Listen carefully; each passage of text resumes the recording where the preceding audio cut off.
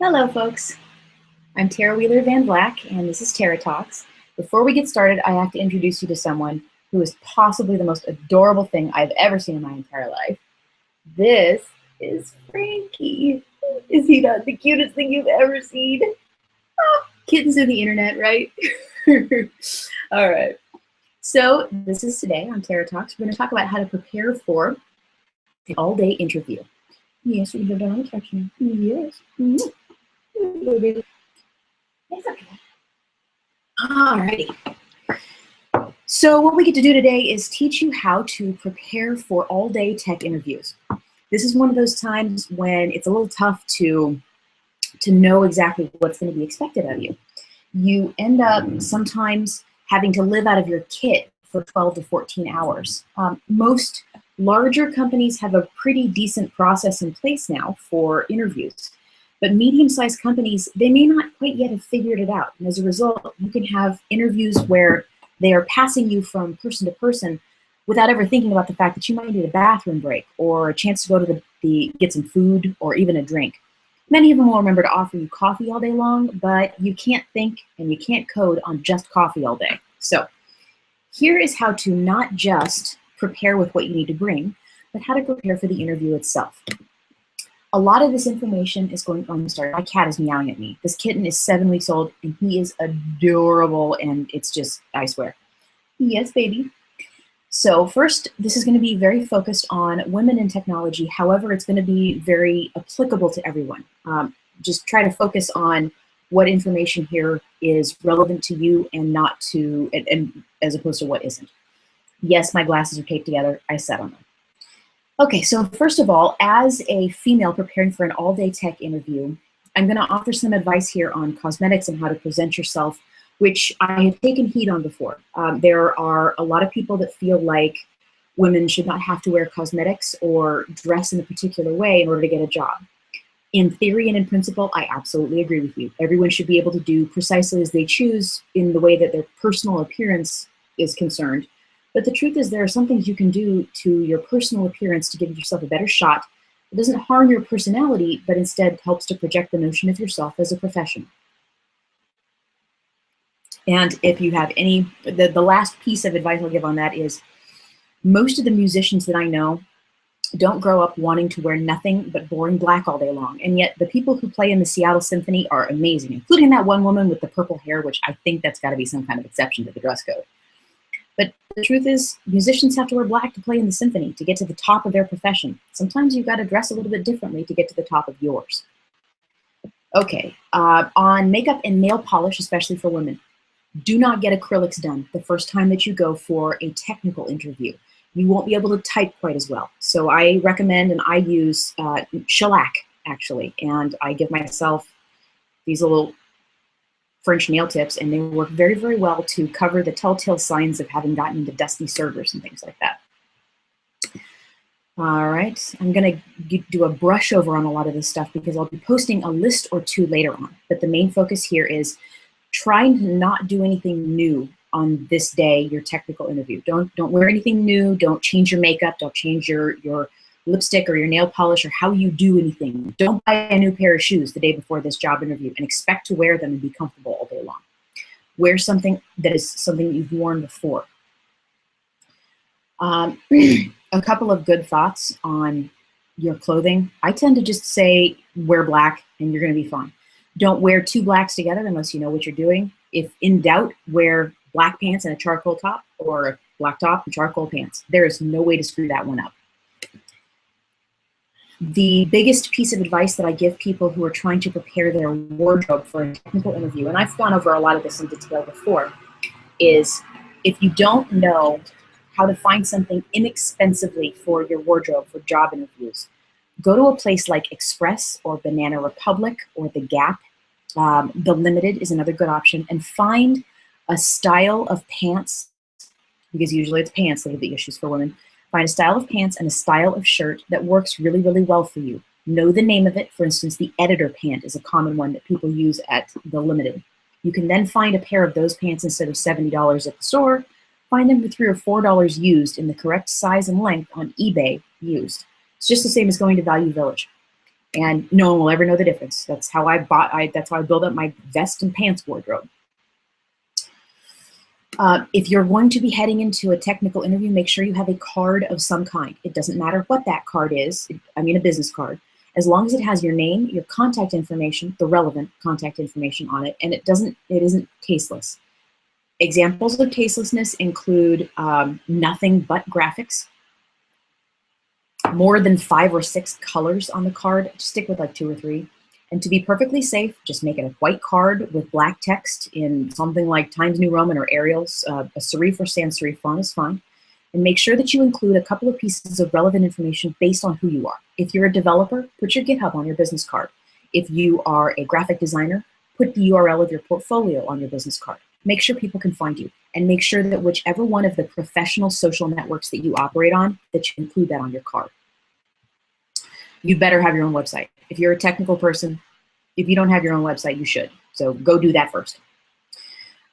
Assume that at this point that you've had a chance to look over your resume and that you've done the best that you can on it. If it's a last minute thing, you may not be able to have a professional service go over your resume, but I promise you that if you go to one of the meetups in town, for instance, you're a Python developer, head to, like, say, PyLadies or the CPIG group, that's the Python interest group here in town, and ask them whether or not your resume makes any sense or not. You'll get a lot of information quickly. The best tip that I'll ever give you in terms of resumes is this. The one-page resume is completely over. The longer it is, if you are a developer, the better. But don't squish all of the text down so that it's a great wall of text. Just make it longer with more bullet points. It's easier to read and scan that way. Here is the meat and the heart of what I want to talk about today. This is the checklist of stuff that you should have with you in your kit, and why. I'll explain as we go. You're going to put a Ziploc bag together of some kind. Say, get a gallon Ziploc bag and several quart Ziploc bags. And this gallon Ziploc bag is going to pack down pretty small. You might even be able to get it in a quart bag if you try. The reason we're doing this is so that you can easily identify everything in this kit rapidly. By the way, this is also how I pack to travel too. So the Ziploc bag inside Ziploc bag trick is a really useful one. The first thing that you're going to want to take with you is, and I'm hoping that I'm pronouncing this correctly, Moleskine. You want to have some kind of notebook with you. Moleskine are kind of nerd prestige items, and they're not that expensive. They should be about $2 to $3 at something like a Barnes & Noble. Here is an example of a Moleskine notebook. One of these little guys right here.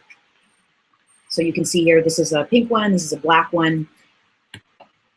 That is a Moleskine notebook. And this one is an unlined blank one. I think I'm writing like song lyrics or poetry or something. That one, I don't know what. This one right here, this one is got a little fold in it. It's another Moleskine, and this one is, sure, more stuff. You take one of these things with you because sooner or later your electronics are going to break down. You need a place to take notes. Include a tiny pen or some kind of pencil inside the notebook so that you've got something to write something down on always. Plus, taking notes makes you look smarter, I promise. Take some kind of geek pen or a nice pen. This is an interesting piece of information that I noticed, and this is sort of my stranger in a strange land observations when it comes to prestigious interviews at big companies. This is one of those gendered things, so don't shoot the messenger on this one. I've noticed that women often receive status in, oh my God, that's a kitten calling my leg. Ow, ow, ow, ow, ow, just come on up here. Ow. Okay. I've noticed that women often receive status information from another woman's purse or shoes. Often you'll see that men will receive that same kind of status information from a watch or a pen. And so part of getting a job is showing that you don't need it, just like getting a business loan. And so you'll want to show, if you possibly can, that you have a nice writing implement. Waterford pens are like $30 on eBay.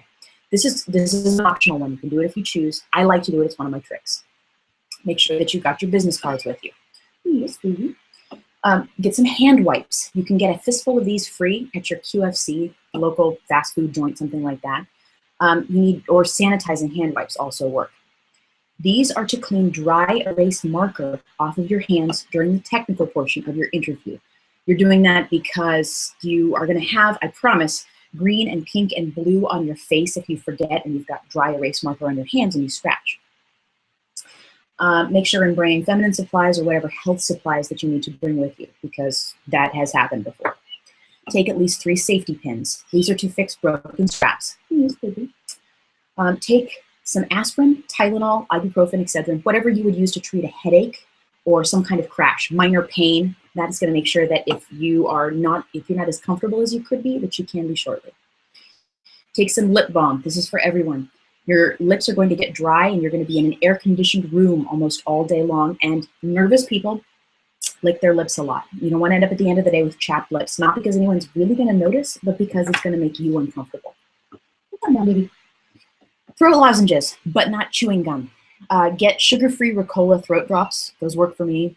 Get whatever you want. If you react poorly to sugar-free and sweet and artificial sweeteners, get the regular kind then. Get the Ricola, and I'm recommending that instead of the Halls because they don't smell like you're sick.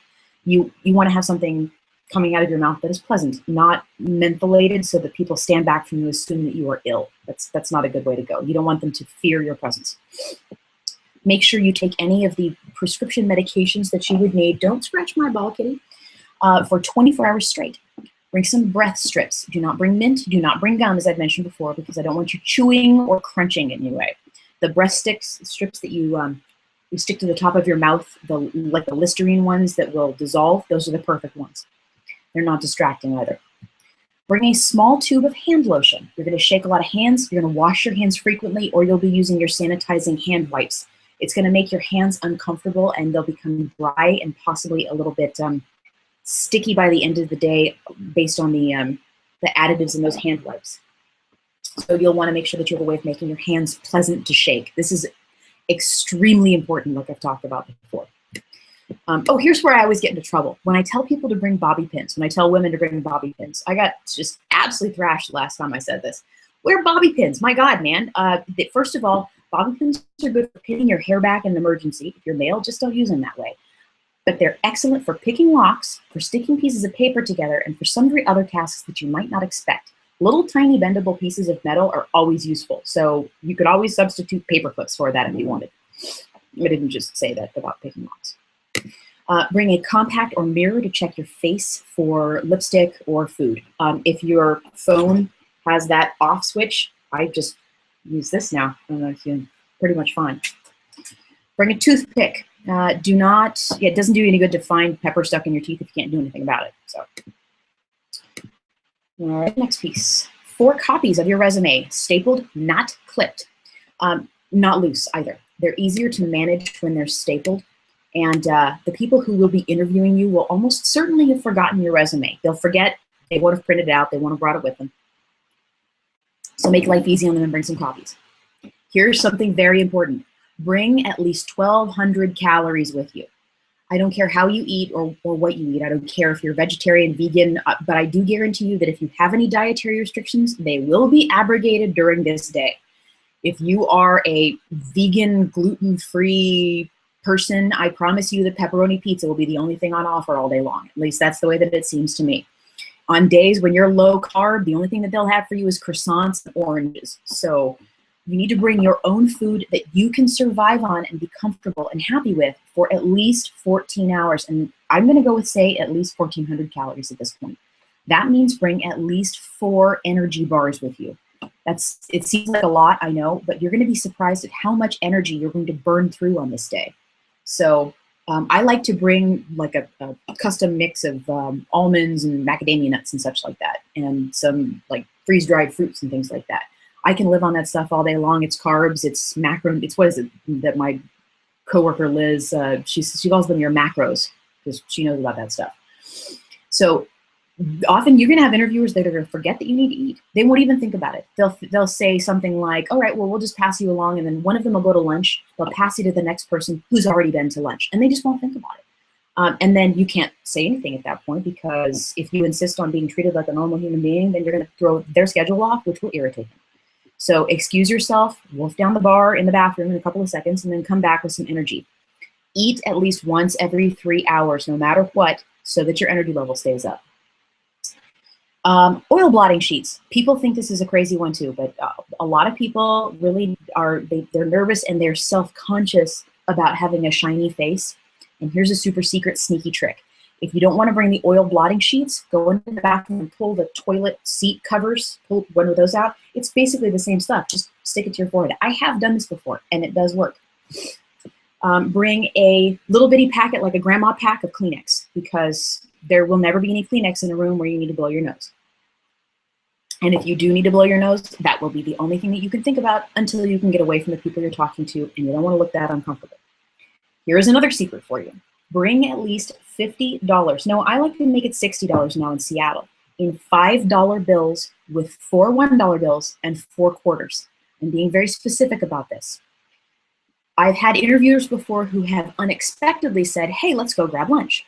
And at the time, I was really worried that none of my cards would work. I was poor. I was looking for a job. And so when time came, they said, let's just split the bill. And so there I am, quaking in my shoes, hoping that my Visa card isn't going to get denied while I'm sitting at the table trying to convince these people that I'm a professional and that I'm a grown-up and I know what I'm doing. So the way to do that is to make sure that it is very easy to split bills, that you won't have any problems. They may expect that when you, for instance, if you drive to the interview, that you may be interviewing with them in a larger building that has a valet service. You'll need some money for tips for valet. And if the only food on offer there in that office is in a vending machine, you need vending machine money. Okay. And you really don't want that server to come back to the table and be like, can I have a word with you over here, ma'am? I was terrified about that. And now if it works with your outfit, again, this is obviously pretty much directed more at women, but it works well for men too. If you want to go like in the direction of a vest, bring some kind of warm scarf or pashmina or something like that. The reason why is you're going to be in a building where the temperature is going to change a lot. And if you're stuck in the server room and they say, well, let's just sit here for a second, you may find yourself for half an hour in a sub 50-degree room and you haven't thought to bring anything that's comfortable to keep you warm. Likewise, it's something that's professional and it hides well, and you can always just throw it around your neck if you want to. Okay, every single one of these things, except for perhaps that scarf and your resumes, can fit inside a very small Ziploc bag. Set it all out just like you would for traveling, pack it all in, and then check everything off the checklist. And I'll publish this later on as a checklist. Feel free to beat the crap out of me because I'm telling you that you should bring refreshers for your makeup, but you know, whatever. I have to bring it, so I'll offer the thought for anyone else who chooses to. The night before your interview, set 2 alarms. Know how you will get to your interview and have an alternate route planned in case you have problems getting there in the first place. This especially applies in an unbelievably horrible city to get around in like Seattle, where unexpectedly it can take you 4 hours to go 5 miles. I am not joking. Not even unexpectedly, but on a somewhat regular yearly basis, this will happen. Try on your interview outfit. Repair any buttons, zippers, loose threads. Make sure all of your shoes are polished. Every accessory is clean and pressed. Check your kit and print your resumes and have your bag ready to go. Set yourself up to have at least 6 hours of sleep. Look, it's not reasonable for all of us to get 8 to 9 hours of sleep the night before, but do your best. Follow whatever one of your rituals you need. Now, there's one last thing that I want to make sure that you know before you get into your interview and I start taking a couple of questions. Get to your location an hour in advance. I don't care where it is, get there an hour in advance. Sometimes you will need that hour. Just before you go into this meeting, eat bland food. Do not go for the chicken tikka masala. This is not a good time to go for it. I have liked to, and kitten crawling my leg again. Ow, ow, ow. I have liked things like cup of tea, bagel with cream cheese on it, something like that. That's often very neutral for me. Can full of raw almonds is an excellent example, but you need to make sure that you have a small meal that has fats, proteins, and carbs in it. Do not overdo on caffeinated beverages. Make sure to carry a disposable but refillable beverage with you, like a water bottle. These are not trivial things. This is the prep work that's going to get you the job, because at no point during this entire interview will you be unprepared for anything. You're going to be hydrated, you're going to be ready, you're going to be sharply dressed, you're going to be well fed, ready for anything they throw at you. And if you want a job as a technical program manager or a lead dev, they want to see that you have that kind of personality to be prepared. All right. Professional presentation presupposes perfect preparation. Okay, I'll open this guy up to questions now. You may feel free to ask me questions about the adorable Frankie Fangs. His name is actually Sir Francis Fanshawe, the Earl of Bookies and the Duke of Devonshire Cream. Yes, he is. All righty. You can ask questions inside the Q&A application in your Hangout. You can also ask them via Twitter. That's not a toy, kitty. And Twitter notifications. There we go. Okay. I have totally incomprehensible questions going on here, but that's fine. All right. I've got 2 questions that usually come up with me in questions that have been posed to me via email before, though not this week. I'll see if anybody else wants to send me questions during this period of time. All right. Where did that question go? The one via email. People really are nervous about how to handle eating during that day. So the question is brought up, what do I do when everyone else at the table is eating and they're trying me out at a team lunch, basically? What happens if I don't eat anything that they eat? This is not only a valid question, it's the kind of thing that matters whether you get the job or not. It's very important to fit on a team. The thing that I'm looking for when I'm interviewing people is I'm checking to find out if they have the cultural fit with my team. I don't care if you're a vegan, if you're gluten-free. I don't care what your dietary restrictions are. I do care if you mock other people for their food choices. I do care if you throw down with the guy who's eating the 7-ounce steak. If it's my husband, it's the 27-ounce steak because he is a meat-eating murderer or something like that. It's not about what you eat. It's about how you tolerate what other people eat. The only exception here is if you have some kind of deathly allergy, like a shellfish or a peanut allergy, where if you smell the smells that you will start to like break down in the face and stuff like that. So be very careful about how you present yourself. An example of how I have handled this in the past, and one of the better ways that I've seen someone handle it, is to sit down and look at what's on the table, see if there's anything there that you could pick apart and eat. And if you can, that's great. If they notice it, then try to pass it off with a joke. I have said before that I wasn't feeling, I wasn't feeling well, or I had food poisoning or something along those lines. Offer an excuse that lets them save face, especially if they're concerned about whether or not you are going to continue to not be part of the team. So say something along the lines of, I'm actually not that hungry. I already had a really big meal. We can eat again in future. That's great. Make sure that you're never, ever condemning other people for what they're eating. Is this not just the cutest thing you've ever seen in your entire life? I know, right? Look at this. Earrings. All right. The next question I had, and I've actually answered this in person once or twice this week, is how do you handle it when you accidentally are late to an interview? And this is someone who, with the best of intentions, was late to an interview, and she feels like she didn't get the job because she was late to it. Yep, that's why you didn't get the job. I don't care why you were late. You were late, you're not hired. That's frankly the answer. You're looking for sympathy. Sympathy is directed here, not there, when you are late to a job interview.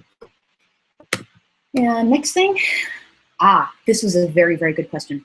It's a question from a woman, perhaps I should say identifies as a woman, who is concerned that on first appearance, that her clothing is going to cause confusion with gender issues with gender pronouns, and whether or not she should prepare anyone in the interview in advance for it. This is a really good question. I think, yes, it's a good idea to prepare people in advance, because most people are not terrible people. They want to help. They want to call you what you want to be called. And if you want to use the pronoun she, which is a common one that I've heard for people that don't like a gender identification, such as he or she, then have that conversation in advance with only the person who is your hiring manager or will be the hiring manager. That means do a quick email on the side. Just say, look, I just wanted to point out, not even I wanted to point out, but I wanted to ask you, do you think anyone would be uncomfortable there with addressing me with the pronoun she instead of he or she? This does a couple of things. First, it lets everybody put their game faces on. Sometimes people are startled by changes in the things that they're not used to, and I'm guessing you're probably already aware of this. Second, it lets you know based on the response, do not eat my ear. It lets you know based on the response whether or not you want to work at this company or not. Because if the person who's hiring you is like, yeah, I don't think I really want to talk to other people about that, or we don't really have any kind of protocol, so just ask everybody yourself. No, that's not somebody who's going to protect you. That's not someone who's going to be a good advocate for you. You don't want to work for that person. Run away now, just get out. So find somebody who doesn't care what you're called, likes the information, and then is happy to call you whatever you want. So it never hurts to call anyone what they want to be called. Doesn't harm my personhood in any way, shape, or form, and my preferred pronoun to give someone else their preferred pronoun. I can't even help just look at this little guy. Okay, so do we have any last questions? Oh, do not scratch my ear. Any last questions before we sign off for the day? Looks like not really. Ignore the trolling. I'll click on it later on, but right now I'm hugging a kitten, and I like to say that I am increasing the cuteness to trollness ratio on the internet by having pictures of this little guy going up all the time. Be prepared for the storm, Seattle and the internet. Thank you so much. We'll talk to you again next week, where we will have special guest Mike Reinhardt talking about how to prepare for technical interviews and how to succeed, including things like whiteboarding and dealing with your interviewers, handling questions you don't understand, and how to show the best possible face on the skills that you already have. I have a special guest. You can always